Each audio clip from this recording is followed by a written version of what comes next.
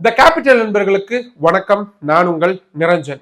இன்னைக்கு நாம பார்க்க போற விஷயம் ரொம்ப சென்சிட்டிவான, அட் த சேம் டைம் நாட்டு மக்களுக்கு தேவைப்படக்கூடிய மிக முக்கியமான ஒரு தலைப்பு தான். சப்கே சாத் சப்கா விகாஸ். இந்த வார்த்தையை பிரதமர் நரேந்திர மோடி தொடங்கி பாஜகவுடைய அத்தனை தலைவர்களுமே பேசுறத கேட்டிருப்பீங்க. இதோடைய அர்த்தம் வேற ஒண்ணுமே இல்லைங்க, அனைவருக்குமான வளர்ச்சி அப்படிங்கிறது தான். ஆனா இத சொல்ற பாஜக நிஜமாவே எல்லாரையும் அரவணைச்சு எல்லாரையும் வளர்ச்சி பாதைக்கு கொண்டு போறாங்களா? குறிப்பா சிறுபான்மையினருக்கு எதிரான கட்சியா பாஜக இருக்கிறாங்களா? இல்லனா இது வெறும் எதிர்கட்சிகளுடைய பிரச்சாரமா? இப்ப ரீசெண்டா நடந்த பல தேர்தல்களை எடுத்து பார்த்தா சில மாநிலங்கள்ல பாஜக ஒரு இஸ்லாமிய வேட்பாளரை கூட நிறுத்தாம இருக்கிறாங்க. அது ஒரு பெரிய சர்ச்சையாவும் ஓடிட்டு இருக்கு. குறிப்பா மேற்கு வங்க மாநிலத்துல என்ன நடந்துகிட்டு இருக்கு? 2024 எலெக்ஷன்ல இருந்து இப்ப வரைக்கும் பாஜக சிறுபான்மையினர் சம்பந்தமான விஷயங்கள்ல என்னென்னலாம் பண்ணிக்கிட்டு இருக்கிறாங்க, இது எல்லாத்தையும் தான் புள்ளி விவரங்களோட அக்கு வேற ஆணி வேற பிரிச்சு பார்க்க போறோம் இன்னைக்கு. அதுக்கு முன்னாடி நம்ம வீடியோஸை இன்னும் நிறைய பேர் சப்ஸ்கிரைப் பண்ணாம பார்த்துக்கிட்டு இருக்கீங்க. உங்களுக்கே தெரியும், உங்களுடைய ஆதரவின் நம்பி மட்டும்தான் டெல்லியில இருந்து எங்கக்கூடிய முதல் தமிழ் யூடியூப் சேனல் அதை நடத்திட்டு இருக்கேன். இப்போ இந்த மாதிரியான ரொம்ப முக்கியமான இன்ஃபர்மேஷன்ஸ் உங்களுக்கு உடனுக்குடன் வந்து சேரணும் அப்படின்னா நம்ம சேனலை சப்ஸ்கிரைப் பண்ணிக்கோங்க. வாங்க இப்போ வீடியோக்குள்ள போகலாம். தேர்தல் அரசியல்ல பாஜக இஸ்லாமியர்கள் கிறிஸ்தவர்கள் அப்படின்னு சிறுபான்மையினரை புறக்கணிக்கிறாங்களா?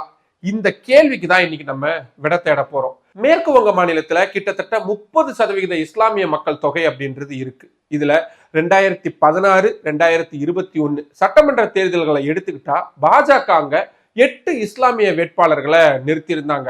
ஆனா இப்ப நடக்கக்கூடிய 2026 மேற்கு வங்க மாநில சட்டமன்ற தேர்தல்ல ஒரு இஸ்லாமிய வேட்பாளரை கூட பாஜக அறிவிக்கல. இஸ்லாமியர்கள் அதிகமா இருக்கக்கூடிய பகுதிகளில் கூட இஸ்லாமிய வேட்பாளர்களை பாஜக புறக்கணிச்சிருக்கிறாங்க. வின்னபிலிட்டி, அதாவது ஜெயிக்கக்கூடிய வாய்ப்பு யாருக்கு இருக்கோ அவங்களுக்கு சீட்டு தரோம் அப்படின்னு பாஜக தரப்புல சொல்றாங்க. ஆனா நிஜமான காரணம் என்னன்னு பார்த்தா, மேற்கு வங்க மாநிலத்துல இஸ்லாமிய வாக்குகள் மொத்தமா மம்தா பானர்ஜி பக்கம் போறதுனால அங்க ஒரு இஸ்லாமிய வேட்பாளரை பாஜக சார்பில் நிறுத்துறது வெறும் சடங்கா மட்டும்தான் இருக்கும். அதனால தேவையில்லாத ரிஸ்க நாங்க எடுக்க விரும்பல அப்படின்னு பாஜக நினைக்கிறாங்க. அதனாலதான் வாய்ப்புகளும் வழங்கப்படுறது இல்லை அப்படின்ற செய்திகள் வந்துகிட்டு இருக்கு. சரி, மற்ற மாநிலங்கள்ல நிலைமை எப்படி இருக்கு? இப்போ தேர்தல் நடந்து முடிஞ்சிருக்கக்கூடிய அஸ்ஸாம் மாநிலத்தை எடுத்துக்கோங்க. அஸ்ஸாம் மாநிலத்துடைய மொத்த மக்கள் தொகையில கிட்டத்தட்ட 34% பேரு இஸ்லாமியர்களா இருக்கிறாங்க. அங்கேயும் பிஜேபி சார்பா ஒரு வேட்பாளர் கூட நிறுத்தப்படல.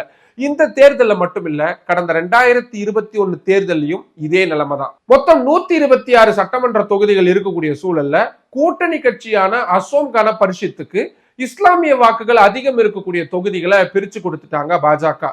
அங்கேயும் கூட அஸ்ஸாமுடைய மண்ணின் மைந்தர்களா இருக்கக்கூடிய இஸ்லாமியர்களா பார்த்துதான் நீங்க தேர்தலை போட்டியிடுறதுக்கு வாய்ப்பு வழங்கணும் அப்படின்னு கூட்டணியில் இருக்கக்கூடிய கட்சிகளுக்கும் பாஜக ஒரு விதமான நெருக்கடியை கொடுத்துக்கிட்டே தான் இருக்கிறாங்க. சரி, தமிழ்நாட்டை எடுத்துக்கோங்க. கடந்த தேர்தல்கள்ல பாஜக கூட்டணியில இஸ்லாமிய வேட்பாளர்களும் கிறிஸ்தவ வேட்பாளர்களுக்கும் எந்த அளவுக்கு வாய்ப்பு கொடுத்திருக்கிறாங்க? பாஜக வேட்பாளர் பட்டியல் அப்படின்னு எடுத்து பார்த்தா கிறிஸ்தவ சமூகத்தை சேர்ந்தவங்களுக்கு கூட சில வாய்ப்புகள் அப்படின்றது கன்னியாகுமரி அந்த மாதிரியான ஏரியாக்கள்ல கொடுத்திருக்கிறாங்க கடந்த காலங்கள்ல. ஆனா இஸ்லாமியர்களுக்கு நேரடியா பாஜக டிக்கெட் தர்றது அப்படின்றது ரொம்ப கம்மியா தான் இருக்கு. அதுவும் இந்த தேர்தல்ல 27 இடங்கள்ல போட்டி போட்டாலும் ஒரு இஸ்லாமியர்களுக்கு கூட பாஜக வாய்ப்பு வழங்கல. சரி, அப்படியே பக்கத்துல இருக்கக்கூடிய கேரளாவை பார்ப்போம். கேரளால நிலைமையே வேற. ஏன்னா அங்க இருக்கக்கூடிய ஒட்டுமொத்த மக்கள் தொகையில 18% பேர் கிறிஸ்தவர்கள். இந்த கிறிஸ்தவ ஓட்டுகளை வாங்கறதுக்காக பாஜக ரொம்பவே மெனக்கெடுறாங்க. அங்க பல கிறிஸ்தவ வேட்பாளர்களை முன்னிறுத்தணும்னு அவங்க முயற்சித்தாலும் கூட அவங்களுடைய அடிப்படை கொள்கைக்கு அது கொஞ்சம் விரோதமா இருக்கும் அப்படின்றதுனால ரொம்ப செலக்டிவான ஏரியாக்களை மட்டும்தான் அவங்க பார்த்து தேர்ந்தெடுக்கிறாங்க. குறிப்பா திருச்சூர் மாதிரியான இடங்கள்ல அவங்களுடைய வியூகம் அப்படின்றது மற்ற மாநிலங்களை ஒப்பிடும் பொழுது வேற மாதிரிதான் இருக்கு. அவ்வளவு ஏன், உதாரணமா இப்போ மத்திய அமைச்சரா இருக்கக்கூடிய ஜார்ஜ் குரியன் மாதிரியான ஆட்கள் எல்லாம் கிறிஸ்தவர்களா இருக்கிறாங்க அப்படின்றதுனால அவங்களுக்கு போட்டி போடுறதுக்கு வாய்ப்பு அப்படின்றத கொடுத்திருக்கிறாங்க. ஆனாலும் ரொம்ப தெள்ள தெளிவா இஸ்லாமியர்களுக்கு தேர்தலில் போட்டியிட பாஜக கேரளாவிலையும் வாய்ப்பு மறுத்து இருக்கிறாங்க. இப்போ கரண்ட்ல எலெக்ஷன் நடக்கக்கூடிய ஸ்டேட்ஸ் எல்லாம் பார்த்தோம். அப்படியே கொஞ்சம் 2024 லோக்சபா எலெக்ஷன்ஸுக்கு வருவோம். இங்க நான் நிறைய டீடைல்ஸை கலெக்ட் பண்ணும் பொழுது பயங்கர ஷாக்கிங்கான இன்ஃபர்மேஷன்ஸ் எனக்கு கிடைச்சது. ஏன்னா 543 தொகுதிகளில் போட்டியிட்ட பாஜகவும் அதன் கூட்டணியிலும் பாஜக நேரடியா எத்தனை இஸ்லாமியர்களுக்கு தெரியுமா வாய்ப்பு கொடுத்தாங்க? நம்பவே மாட்டீங்க, வெறும் ஒரே ஒருத்தருக்கு, கேரளாவுடைய மலப்புரம் தொகுதியில டாக்டர் அப்துல் சலாம் அப்படின்ற ஒருத்தருக்கு மட்டும்தான் பாஜக டைரக்டா சீட் அப்படின்றத கொடுத்தாங்க. இவ்வளவு பெரிய கிட்டத்தட்ட 446 இடங்களுக்கு மேல பாஜக மட்டும் போட்டியிட்டதுல ஒரே ஒரு இஸ்லாமிய வேட்பாளருக்கு மட்டும்தான் வாய்ப்பு அப்படின்றது கொடுத்தாங்க. அவரும் கூட தோத்து போயிட்டாரு. 14% மக்கள் தொகை இருக்கக்கூடிய ஒரு சமூகத்துக்கு ஆளும் கட்சியிலிருந்து ஒரே ஒரு சீட்டு தான் அப்படின்னா அது நியாயமானது தானா அப்படின்ற ஒரு முக்கியமான கேள்வியை நம்ம எல்லாருமே எழுப்ப வேண்டியதா இருக்கு. சரி, இப்ப இருக்கக்கூடிய மத்திய அமைச்சரவையை நம்ம எடுத்துக்குவோம். இதுல இஸ்லாமிய அமைச்சர் ஒருத்தர் கூட இல்ல. இந்திய வரலாற்றுல இஸ்லாமிய ஒருவர் மத்திய அமைச்சரா இடம்பெறாதது இதுதான் முதல் முறையா பதிவாயிருக்கு. ஒரே ஒரு கிறிஸ்துவ அமைச்சர் மட்டும்தான் இருக்கிறாரு, அதுவும் இணை அமைச்சரா. அவரும் கேரளாவை சேர்ந்த கொஞ்ச நேரத்துக்கு முன்னாடி பார்த்த ஜார்ஜ் குரியன் தான். மத்திய சிறுபான்மையினர் நலத்துறை அமைச்சரா இருக்கக்கூடிய கிரண் ரிஜிஜு கூட புத்த மதத்தை பின்பற்றக்கூடியவர் தான், அவருக்கு தான் வாய்ப்பு அப்படின்றது வழங்கப்பட்டிருக்கு. சிறுபான்மையினர் நலத்துறை அமைச்சகம் கூட இஸ்லாமியர்களுக்கோ கிறிஸ்தவர்களுக்கோ வழங்கப்படலை.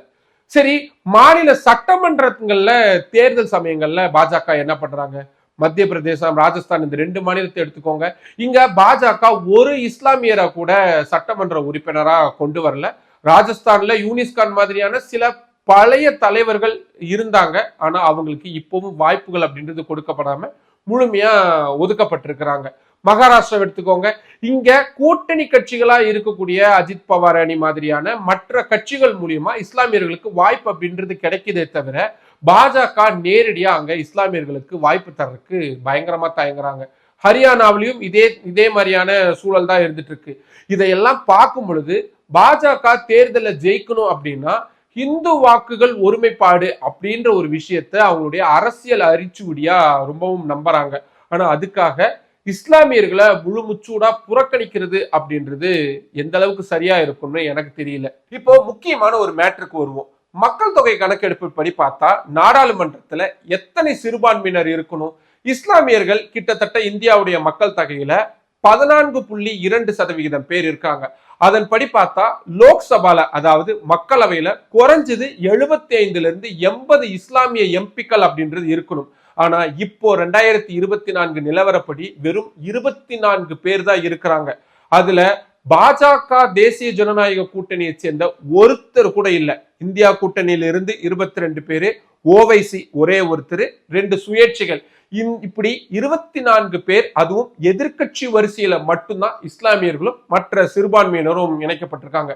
கிறிஸ்தவர்கள் எடுத்துக்கோங்க, ஒட்டுமொத்த மக்கள் தொகையில 2.3% மேல இவங்க இருக்கிறாங்க. அப்படி பார்த்தா 12 இருந்து 15 எம்பிக்கள் வரைக்கும் இருக்கணும். ஆனா இருக்கிறது வெறும் 8 பேர் தான். அதிலும் பாஜகவுடைய தேசிய ஜனநாயக கூட்டணி சார்பா ஒருத்தர் கூட இல்லை அப்படின்றது தான் ரொம்பவும் கவலை அளிக்கக்கூடிய விஷயமா இருக்கு. பாஜக சொல்றது என்னன்னா, நாங்க வேட்பாளரா நிறுத்தலனாலும் அவங்களுக்கு தேர்தலில் போட்டியிடுறதுக்கு வாய்ப்பு வழங்கலனாலும் எங்களுடைய திட்டங்கள் மூலியமா அதிக பலன்களை சிறுபான்மையினருக்கு நாங்க கொடுத்துக்கிட்டு இருக்கிறோம். ஆவாஸ் யோஜனா திட்டமாகட்டும், ரேஷன் பொருட்கள் இலவசமா வழங்குற திட்டமாகட்டும், இதுல எல்லாம் நாங்க மதம் பார்க்கறதே கிடையாது அப்படின்றத சொல்றாங்க. ஆனா சட்டம் போடுற இடத்துல இருக்கக்கூடிய பார்லிமெண்ட்ல இந்த சிறுபான்மையினருக்கு பங்கு வேண்டாமா அப்படின்றதுதான் நம்ம எல்லாருமே எழுப்ப வேண்டிய மிக முக்கியமான கேள்வியா இருக்கு. சரி, இப்போ கடைசி கேள்விக்கு வருவோம். இது சரியா தவறா?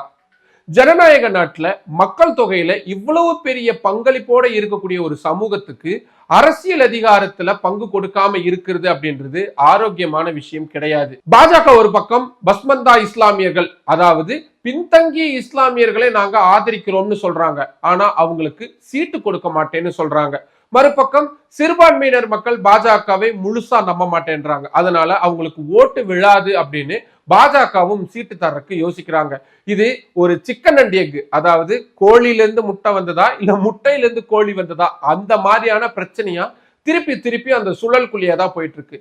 சரி, யார் முதல்ல மாறணும்? கட்சிகள் மாறணுமா இல்ல ஓட்டு போடுற மக்கள் மாறணுமா?